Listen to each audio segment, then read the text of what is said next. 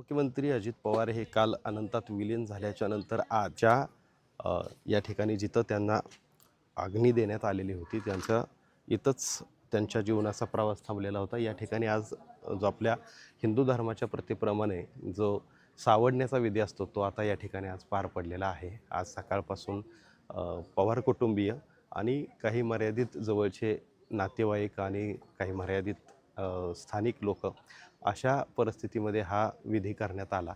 मात्र त्याच्यानंतर पुन्हा एकदा बारामतीतील नागरिक असतील, या ज्या शैक्षणिक संकुलामध्ये ज्या शैक्षणिक संकुलाची अजित पवारांनी उभारणी केली, या विद्याप्रतिष्ठानमधील विद्यार्थी, शिक्षक वृंद हे सर्वजण आता इथं माथा टेकवताना आपल्याला दिसत आहेत। सगळ्यात महत्त्वाचं की ह्या सगळ्या परिस्थितीतून पवार कुटुंबीय सहजासहजी बाहेर पडणं, त्यांना या दुःखातून सावरणं खूप जड जात आहे। विशेषतः सुनेत्रा पवार ज्या आहेत यांच्यावरती खूप मोठी जबाबदारी आहे। बाकीच्या गोष्टी जरी असल्या तरी कुटुंब म्हणून, आपल्या जीवनाचा साथीदार म्हणून सुनेत्रा पवार यांच्यावरती फार मोठी जबाबदारी असतानाच त्याच वेळेस सुनेत्रा पवार यांनी स्वतःला धीर देत ज्या उपमुख्यमंत्री अजित पवारांचं झाडांवरती प्रचंड प्रेम होतं, त्याच झाडांखाली अजितदादांच्या अस्थी ठेवण्याचं किंवा अस्थी पुरण्याचा संकल्प केला। सुनेत्रा पवारांच्या या निर्णयाला आपल्याला दाद द्यावं लागेल, कारण उपमुख्यमंत्री अजित पवार हे एक निसर्गप्रेमी होते। निसर्ग जपण्याचा त्यांचा नेहमी अट्टहास असायचा आणि सगळ्यात महत्त्वाचं बारामती हिरवीगार केली होती उपमुख्यमंत्री अजित पवार यांनी।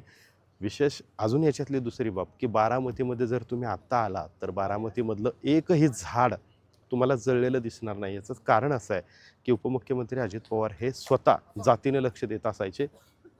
एखादं झाड जळलं असेल तर तात्काळ त्या ठिकाणी दुसऱ्या झाडाचं प्लांटेशन करायचं किंवा ते झाड का जळलं त्याचं हे करायचं। पण बारामतीमधल्या रस्त्यांवरचं तुम्हाला एकही झाड जळलेलं दिसणार नाही किंवा त्याची निगा व्यवस्थित राखली जात नाही असं तुम्हाला कधी दिसणार नाही। त्या झाडांना वेळची वेळी पाणी देणं असेल, त्याची निगा राखणं असेल, अशा सगळ्या गोष्टी आहेत ते उपमुख्यमंत्री अजित पवार हे न चुकता नगरपालिकेच्या कर्मचाऱ्यांकडून करून घेत होते। आपण बघतोय की ह्या काल उपमुख्यमंत्र्यांच्या वेगवेगळ्या ज्या प्रतिमा आहेत या ठिकाणी लावलेल्या दिसून येतात आणि हाच तो कॅम्पस आहे पाठीमागचा विद्याप्रतिष्ठान शैक्षणिक संकुल।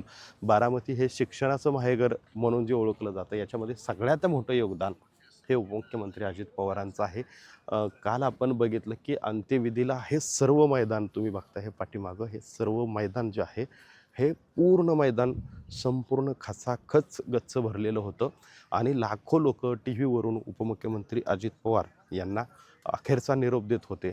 काल आपण पाहिलं की हजारो लोकांची गर्दी, अनेक VIP मान्यवर, त्याच्यामध्ये देशाचे गृहमंत्री अमित शहा, मुख्यमंत्री देवेंद्रजी फडणवीस, उपमुख्यमंत्री एकनाथजी शिंदे असतील, बावनकुळे साहेब असतील, हे सगळेजण आवर्जून काल उपस्थित होते। मात्र आज याच्यातला जो विधी असतो सावडण्याचा तिसऱ्या दिवसाचा, त्या विधीच्या दिवशी सुनेत्रा पवार यांनी एक आदर्शवत उपमुख्यमंत्री अजित पवार यांच्या पावलावर पाऊल ठेवून हा आदर्शवत निर्णय घेतला आला आहे की दादांच्या अस्थी, दादांचं जे प्रिय असलेले जे झाड आहे त्या झाडांच्या खाली काही अस्थी ठेवायच्या आणि दादांना तिथं जतन करायचं। अशा प्रकारे त्यांचा जो हा निर्णय घेतलेला आहे तो अतिशय म्हणजे धाडसी निर्णय, कारण एवढ्या दुःखातून स्वतःला सावरून अशा पद्धतीचा एक उत्तम संदेश या देशातला, या महाराष्ट्रातल्या जनतेला देण्याचा सुनेत्रा पवार यांचा हा प्रयत्न आहे। आजचा हा विधी झाल्याच्या नंतर इथंच जवळ उपमुख्यमंत्री अजित पवार यांच्या गावापासून 4 किलोमीटरवर असलेलं सोनगाव जे गाव आहे, जिथं नीरा आणि करा नदीचा संगम होतो, त्या ठिकाणी इथल्या जी राख होती ती राख म्हणजे अस्थि विसर्जनाच्या नंतर जी राख असते ती तिथं त्या नदीमध्ये ती विसर्जित करण्यात आली। मात्र दादांच्या ज्या अस्थी आहेत त्या आता दर्शनासाठी सहयोग सोसायटी, म्हणजे जो सहयोग निवासस्थान आहे त्या ठिकाणी, आणि त्याच्यानंतर सगळ्यात महत्त्वाचा भाग की ज्या अस्थी आहेत त्या झाडाखाली पुरल्या जाणार आहेत। सुनेत्रा पवार यांच्या निर्णयाबद्दल तुम्हाला देखील काय वाटलं जरूर कमेंट करा।